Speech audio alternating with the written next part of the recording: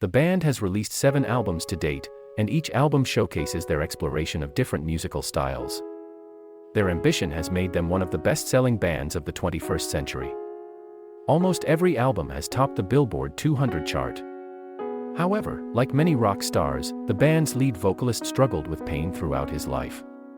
In the end, he chose to find peace and left this world in 2017 at the age of 41. This event shook the world, and it was particularly impactful to me at the time. Nevertheless, I still listen to their music today, as it seems like he never left in their songs. And this is where I want to start with the story of the lead vocalist, Chester Bennington. Not only does it allow us to revisit the glory days of Linkin Park, but it also helps us to understand more about this great legend. So, let's begin today's story.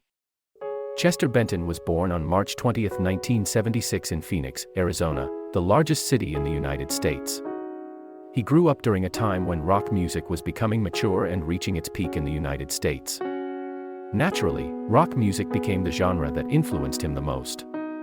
From the psychedelic rock of Led Zeppelin to the alternative rock of Depeche Mode, the punk rock of the Ramones, and of course his idol, Stone Temple Pilots, all became his musical mentors. Afterward, Chester became the lead singer of Stone Temple Pilots. In an interview, Chester recalled that during his childhood, he discussed aspirations with his siblings. While others answered that they wanted to become teachers or doctors, Chester's response was that he wanted to become a rock star. Everyone thought he was joking, but Chester himself knew that it would be his lifelong goal. However, his childhood was spent in pain and difficulties. When Chester was 7, he was sexually assaulted and violent by an older male friend. He didn't know how to deal with it when he was young. Like many people, he chose to remain silent. The abuse continued for 6 years until he finally found the courage to tell his father about it. Although he escaped from the claws of the devil, this experience has become a lingering shadow that he can't get rid of in the future. In addition, at the age of 11, he also experienced another major setback in his life. His parents chose to divorce, and he lived with his father. As a police officer, his father often neglected his family due to work, and he did not feel a sense of belonging in his family. His school life was also not smooth, as he was often bullied by classmates due to his thin and weak physique. Those were terrible days. I hated my family and everyone else. All I wanted to do was escape from this world. This thought lingered in his mind, and he could only alleviate his pain through drawing, writing poetry, and immersing himself in music. At the age of 13, he began learning to play the piano and started singing. At 15, he had his first album. However, these things could not completely save him. Eventually, while still a minor, he came into contact with drugs and alcohol and became deeply trapped in them. When Chester moved back to live with his mother at the age of 17, she was very surprised and saddened when she saw him for the first time. He had been ravaged by drugs, and both his body and mind were full of wounds. He described himself as a prisoner in a concentration camp. In order to help Chester overcome his addiction, his mother locked him in his room and tried to get his life back on track. After graduating from high school, Chester found a job in his hometown and also met his first wife, Samantha. He became the lead singer of the high-quality band Grey Daze and gained a lot of popularity in Phoenix. However, as the band hit a plateau in their development, he left the band in 1998. After leaving the band, there was a period of time when Chester didn't touch music again, and it seemed like the dream of becoming a rock star was coming to an end. It wasn't until a friend in the music industry sent him a set of demo tapes from a Los Angeles band called Zero that things started to change. Zero was formed by bandleader Mike Shinoda and some high school friends in 1996, but their original singer had left the band and they had been struggling to find a replacement for several months. After listening to Zero's demo tapes, Chester believed they had great potential and was willing to give it a try. The next day, he went to the recording studio and recorded his vocals for the songs, and immediately sent the finished product back to Zero by express delivery. The members of Zero were all surprised by his high efficiency and replied asking when he could come to Los Angeles for a live audition. At that time, Chester had just gotten married, bought a house in Phoenix, and had a stable job, but none of these things could stop him from pursuing his dream. So the next day, he left everything behind and flew from Phoenix to Los Angeles, a decision that might have seemed reckless at the time. But looking back from today's perspective, it was undoubtedly the most important opportunity for Chester to change his life. Because after welcoming new lead singer Chester, Zero changed their name to the Linkin Park we now know. The name came from a park in Los Angeles, and guitarist Brad mentioned that while there are Linkin Parks all over the world, Linkin Park is unique. We can give it whatever meaning we want. The new name and Chester's arrival injected the band with a fresh energy. Chester's determination and resilience, combined with his experience and infectious personality, made him stand out among the members of the band. According to Brad, while everyone contributed a lot to the band, Chester was different.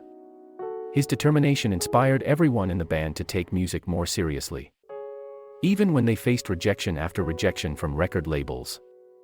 Finally, in 1999, after their third meeting with Warner Brothers, they were signed to the label.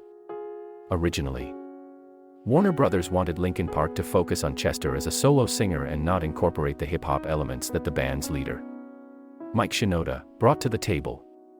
This would have meant that Mike might have had to leave the band. However, Chester strongly believed in Mike's abilities, and he directly and forcefully told the higher-ups that there was no way that would happen. Thanks to Chester's insistence, Linkin Park was born as a band with a diverse range of styles. Their debut album, Hybrid Theory, released in 2000, can be said to reflect the characteristics of the band, and this album also opened a new chapter for rock music. This album revolves around negative emotions such as anxiety, confusion, unease, and fear. However, despite the sense of despair, listening to it can help release pent-up emotions, which is the magic of Linkin Park. The band operates with dual vocalists, reflecting the two major elements of their musical structure, rock and hip-hop.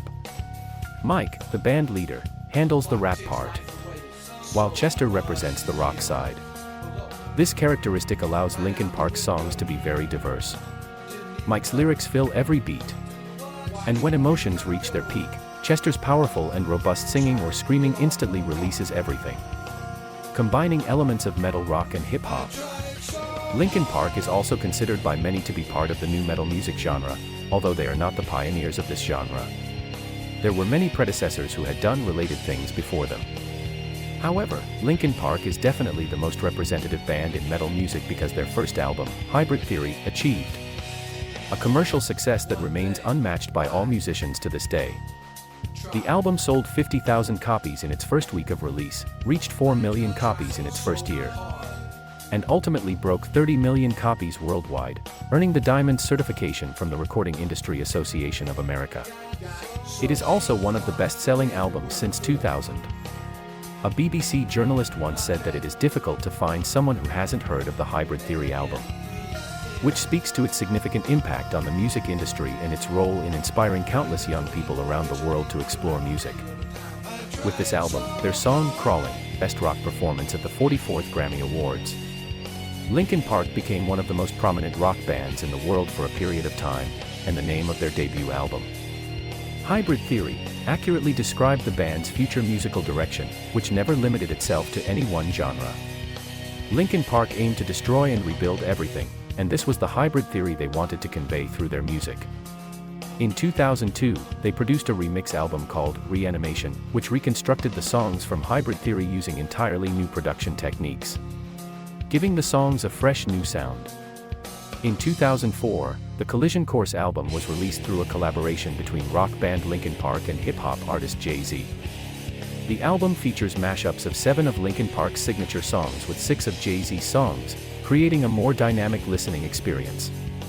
The album exemplifies the spirit of mashup theory, blending two seemingly different genres into a seamless and cohesive whole. 3 years later, Linkin Park released their second studio album, Meteora, named after a famous location in Greece. While the style largely followed their previous album, Hybrid Theory, this album also showcased their ability to dominate the market. Starting with Meteora, their albums topped the Billboard 200 chart for several years. This album also included the first song I ever heard from them, which also happens to be their most viewed video on YouTube with over 1.6 billion views, Numb. However, despite their tremendous success, Chester began to doubt himself once again. He ended his first marriage and fell back into addiction to drugs and alcohol. This period marked a time of greater hesitancy for him.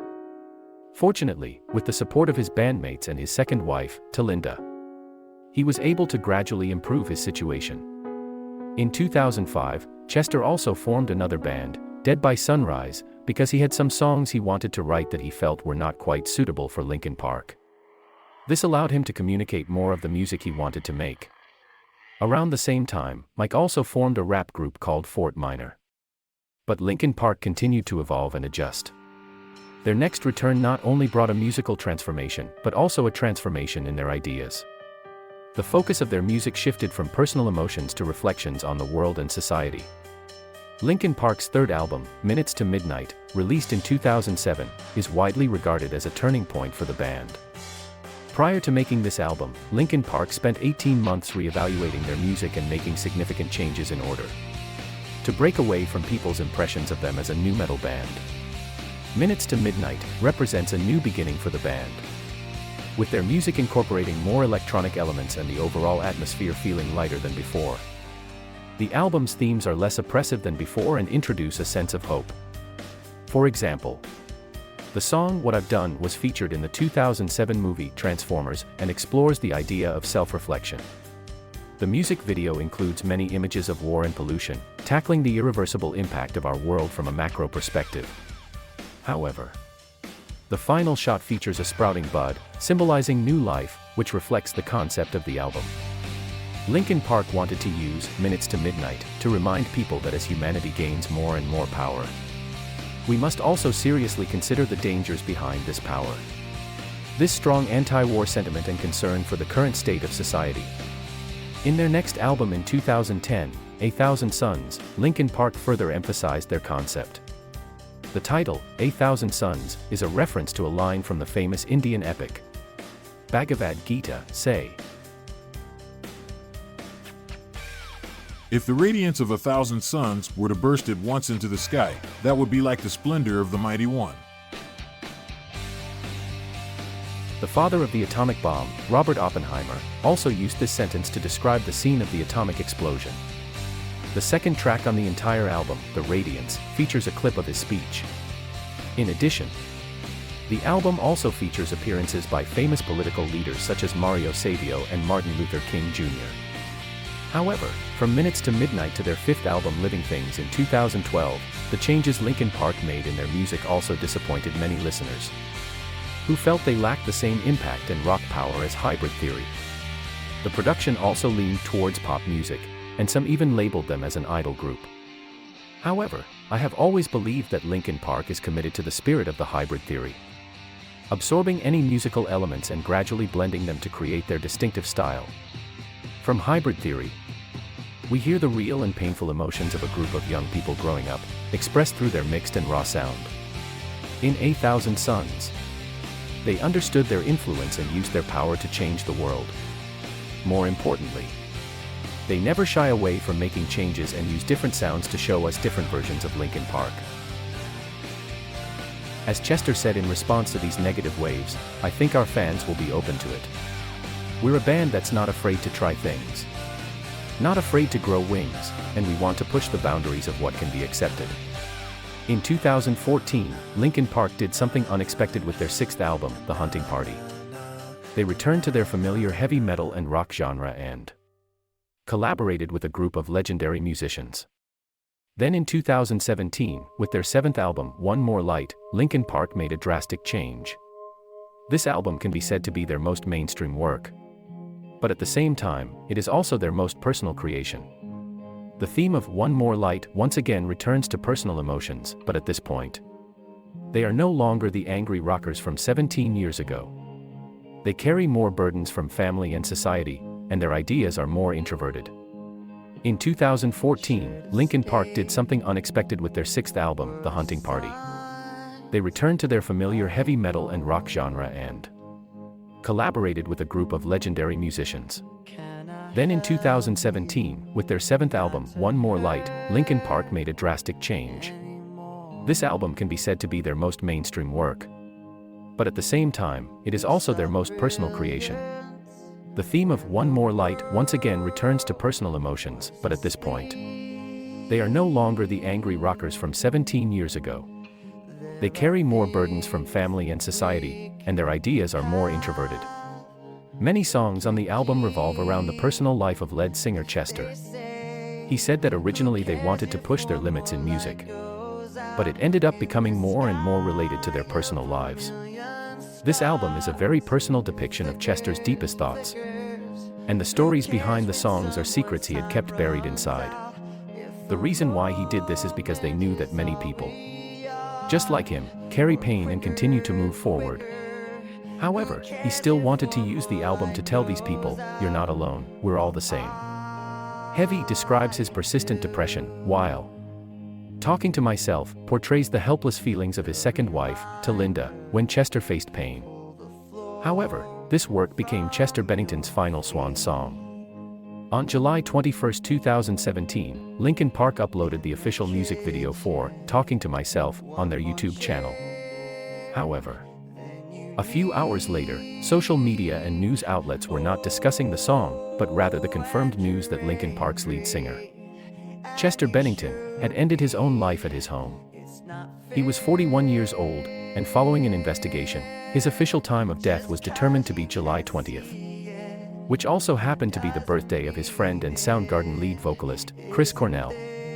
On May 17th of the same year, Chris Cornell also deceived himself in the restaurant. This incident brought a huge blow to Chester.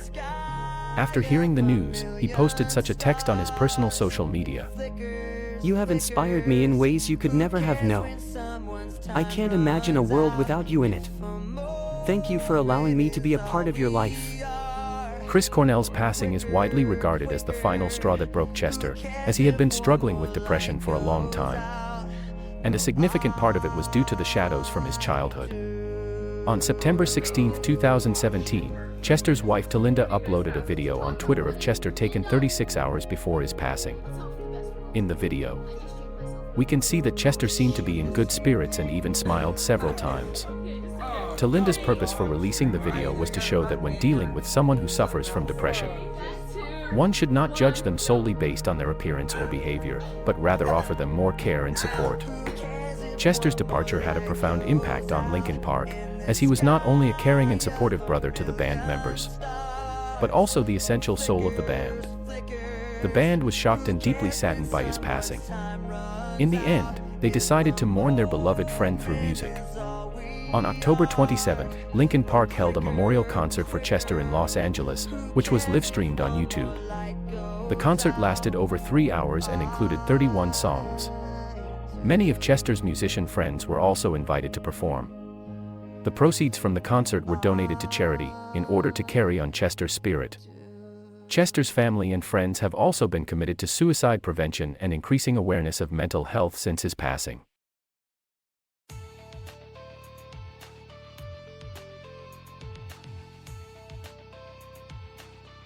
Linkin Park chose to release a new, previously unreleased track called Lost to celebrate the 20th anniversary of their second album, Meteora. In February 2023, the song was created during the production of Meteora, and Mike Shinoda had prepared it for post-production.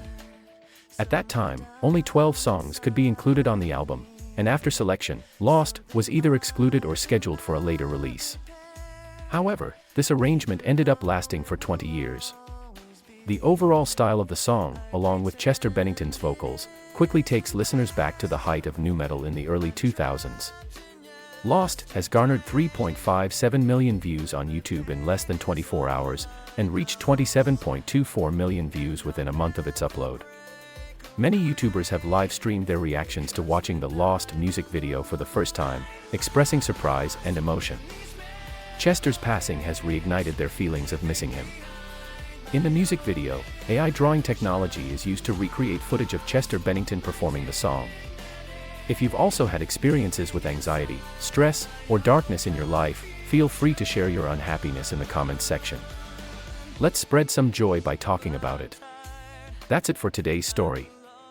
See you next time.